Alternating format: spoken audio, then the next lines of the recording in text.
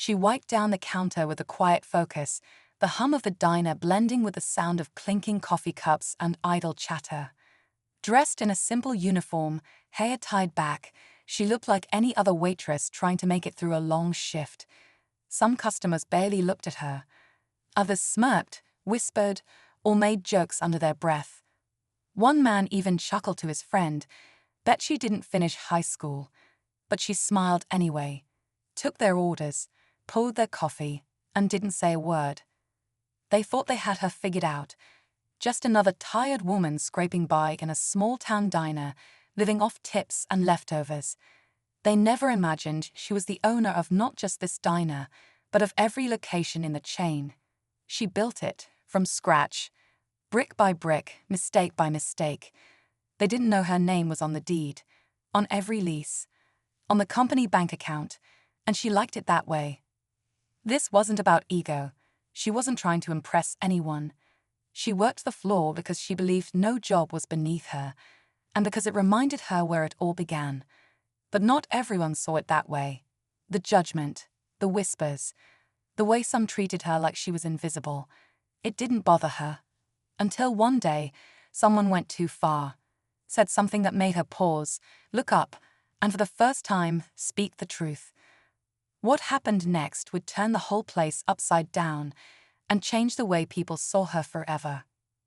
But before we get to that moment, let me take you back to where it all started, to the girl with big dreams and empty pockets, working her first shift at a dusty little diner on the edge of town. Back then, her name was just Lily, no titles, no reputation, just a girl in a borrowed apron, showing up early and staying late because she had no other choice. Her parents had lost everything when she was 16, house gone, bills piling up, and dreams put on hold. College was out of reach. So instead, she walked into that tiny diner with shaky hands and asked for a job. The owner, a tired but kind old woman named Marge, gave her a chance. "You work hard, you stay honest. That's all I need," she said. Lily took those words to heart. While others her age were out partying or chasing quick success, she was learning how to run a kitchen, balance a register, deal with difficult customers, and still smile through it all. She paid attention to everything: how food was ordered, how shifts were scheduled, how money was managed. She didn't know it yet, but every long night and tough lesson was shaping her future. The regulars never noticed. They thought she was just the help. Some even made fun of her when she brought out their plates, calling her sweetheart, like she was someone small. But Lily had plans they couldn't see. In the quiet hours after closing, when the lights dimmed and the chairs were flipped onto tables, she stayed behind, studying menus, taking notes, dreaming of what she could build if she ever got the chance. And then one day, that chance came, but it didn't look like a blessing. It looked like a crisis, something that could have shut the diner down forever. What Lily did next would surprise everyone. But before that moment of truth, the storm had to roll in, and it was coming faster than anyone expected. The storm started with a letter. A plain white envelope slipped under the front door one rainy morning before the diner opened. Lily picked it up, thinking it was junk mail. But when she read the return address, her stomach dropped. It was from the landlord. The building had been sold. The new owners were raising the rent by a lot, more than what the diner could afford. Marge, now older and in poor health, was devastated. "I can't fight this, Lily," she whispered, eyes full of worry. "We'll have to close." But Lily didn't want to give up. Not after everything this little diner had given her. Not after all the years she'd poured into learning its every corner. She offered to buy it, but Marge laughed gently. "Sweetheart, that kind of money doesn't just appear." What Marge didn't know was that Lily had been saving for years. Every tip, every bonus from her side hustles, every extra dollar tucked away with one goal: one day she'd own something of her own. But her savings still weren't enough. Not yet. So she started calling banks, reaching out to old friends, selling her car, working double shifts, all while pretending everything was fine. Customers kept coming, placing orders, complaining about the coffee, or flirting like nothing was happening behind the scenes. Lily kept smiling, kept pushing, but the pressure was building. Some employees started to quit, sensing trouble. Rumors spread around town. That place won't last another month, people said. Even her own family told her to let it go. It's just a diner, her brother said over the phone. But to Lily, it was more than that. It was her beginning, her purpose. And then, out of nowhere, a stranger walked in, someone who would change the course of everything. He was wearing a sharp suit, the kind that didn't belong in a place that served bottomless coffee and pancakes for $5. He sat at the far booth, didn't order anything, just watched. Lily noticed him right away. Something about the way he scanned the room, how he studied every move she made, every interaction with the staff and customers. She brought him a menu out of habit, but he barely glanced at it. Instead, he looked up and asked, "Are you the manager?" Lily hesitated, then nodded. Something like that. He introduced himself as Daniel Ward, said he was a business consultant looking for investment opportunities. But there was something more, something he wasn't saying, and Lily could feel it. Still, she played along, answered his questions, stayed professional. He asked about foot traffic, supplier costs, staff turnover. Then he leaned in and said, "This place has potential, but you're about to lose it, aren't you?" Her stomach turned. How did he know? Meanwhile, the pressure outside the diner walls was getting worse. The rent deadline was days away. The kitchen's fryer broke down. 2 key staff members quit within 48 hours. Online reviews were slipping, and a new franchise cafe had just opened 2 blocks over, stealing their morning crowd. Lily barely slept. Her hands trembled when she counted the till each night.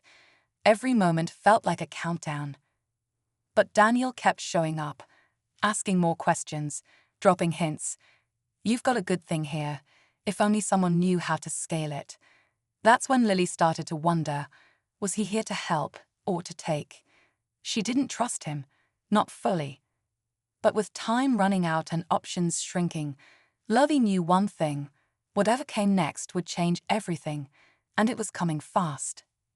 Just when Lily thought things couldn't get any more complicated, the second twist hit, this time from someone much closer. Marge, the original owner and Lily's longtime mentor, called her in for a quiet talk after closing one night. Her voice was shaky, her eyes tired. "There's something I need to tell you, Lily. Something I should have told you a long time ago." Lily sat down, heart already racing. Marge pulled out a dusty envelope from under the counter. Inside was a copy of an old agreement, one that stated if the diner ever faced closure, ownership would pass to someone named Raymond Keller. Lily's jaw dropped. Raymond was Marge's estranged son, a man Lily had only heard about in passing.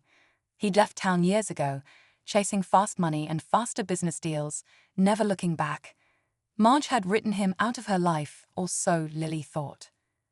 Now he was back, and worse, he already knew about the sale. The next morning, Raymond walked in like he owned the place. Slick hair, smooth smile, and a legal team behind him. "I'm here to claim what's mine," he said, loud enough for the customers to hear. Lily felt the blood drain from her face. Daniel watched from his booth, stone-faced. Raymond had plans, big ones.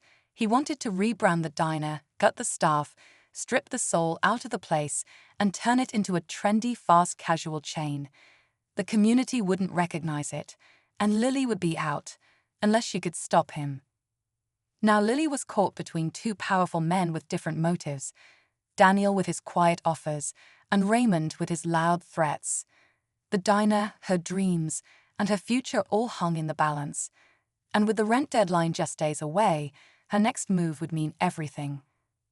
The deadline hit on a Monday. Rain tapped hard on the diner windows as Lily stood behind the counter, heart pounding. Raymond had shown up early with his lawyers, paperwork in hand, confident that he now owned everything. Daniel was already there too, silent in his corner booth, watching it all unfold like a chess match. Marge sat nearby, hands folded in her lap, eyes filled with regret. "I'm sorry, Lily," she whispered. "I didn't think he'd come back for it." Raymond smirked as he stepped forward. "Time's up. Hand over the keys." But Lily didn't move. Instead, she pulled a file from under the register and handed it to Daniel. He stood up slowly and began reading aloud. Article 4, Section 2 of the Transfer Agreement. In the event the diner is to be passed on, and the named heir is found unfit due to prior business fraud or unresolved debt, the ownership defaults to the acting manager with 5 or more consecutive years of service. Raymond's smile dropped. Lily looked him straight in the eye. "Your name's on record for 3 bankruptcies and a frozen account from last year." "I checked." He exploded with protest, but it didn't matter. The paperwork was airtight. Daniel, who turned out to be more than just a consultant, he was a private investor with ties to a major restaurant group, had done the digging for her. And Lily had already filed the ownership claim hours before. She was officially the owner now. The crowd that had gathered burst into quiet applause. Raymond stormed out, but just when Lily thought the storm had passed, Daniel leaned in and said something that made her freeze. "Congrats. Now let's talk about expanding. I want 50 more of these. Under my name." Lily looked at Daniel for a long second, her heart still racing from everything that had just happened. The diner was finally hers. She had fought for it, risked everything, and now stood in the place she'd once mopped floors for, as the rightful owner. But his words hit differently. Asterisk under my name asterisk, it was a reminder that not all offers came without strings. She smiled politely but firmly. "I think I've spent enough time building someone else's dream. This one's mine now." Daniel paused, then gave a slow nod. "Fair enough," he said. "Just know, if you ever want to grow, you've got someone ready to back you." With that, he left, and Lily was alone, finally, in a space she'd once only imagined calling her own. The staff returned one by one, inspired by what they'd seen. Customers began sharing the story online, calling her the waitress who owned the chain, and soon the small-town diner that had almost disappeared was flooded with support. Local news picked it up. Visitors came from out of town just to meet her. Instead of selling out or franchising fast, Lily did things her way. She slowly opened 2 more locations, not flashy, not corporate, but warm and welcoming. Places where people could feel seen, where no one was overlooked or underestimated.